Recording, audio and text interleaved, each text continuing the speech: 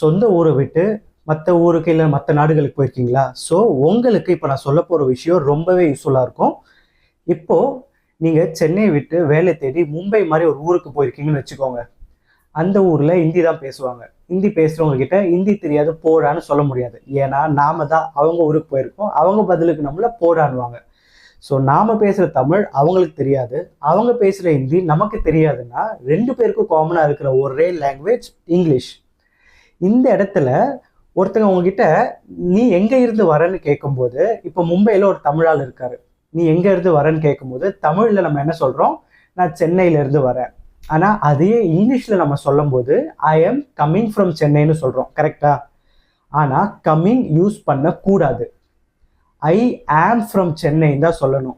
ஏன்னு பார்த்தீங்கன்னா, இப்போ தமிழில் நான் சென்னையிலிருந்து வந்து கொண்டு இருக்கிறேன் அப்படின்னு சொன்னால் இங்கிலீஷில் வந்து ஐ எம் கம்மிங்னு சொல்லலாம்.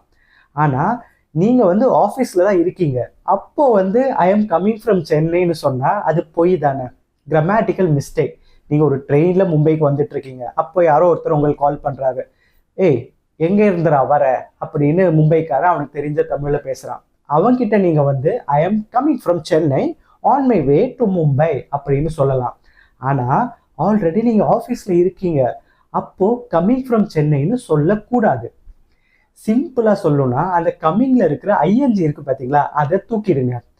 ஐ கம் ஃப்ரம் சென்னை அப்படின்னு சொல்லுங்க. ரொம்ப குழப்பமா இருக்கா? அந்த கம்மிங் கம் எல்லாத்தையும் விட்டுடுங்க. ஐ ஆம் ஃப்ரம் சென்னைன்னு சொல்லுங்க. இப்போ எப்படி நீங்கள் வேலை தேடி அமெரிக்காவுக்கு போயிட்டு அங்கே ஒருத்தர் வேர் ஆர் யூ ஃப்ரம்னு கேட்டாருன்னா அவர்கிட்ட ஐ எம் ஃப்ரம் இந்தியான்னு சொல்லுங்க. ஐ எம் கம்மிங் ஃப்ரம் இந்தியான்னு சொல்லாதீங்க.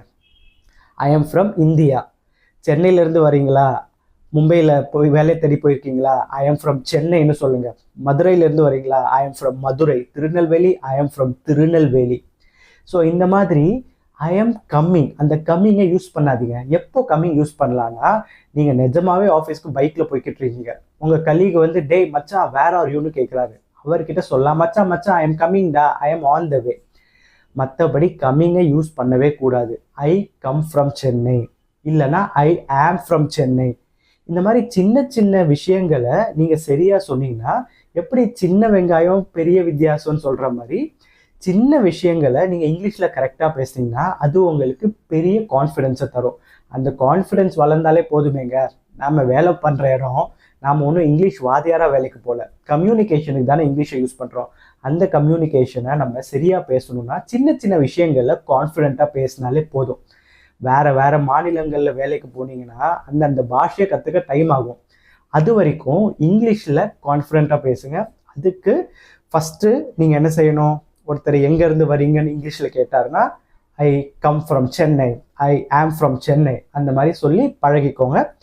உங்களுக்கு நான் சொன்னது புரிஞ்சுதுன்னா சந்தோஷம், புரியலன்னா கமெண்ட்டில் என்ன புரியலன்னு கேளுங்க. எனக்கு தெரிஞ்ச மாதிரி உங்களுக்கு புரிய வைக்க ட்ரை பண்ணுறேன்.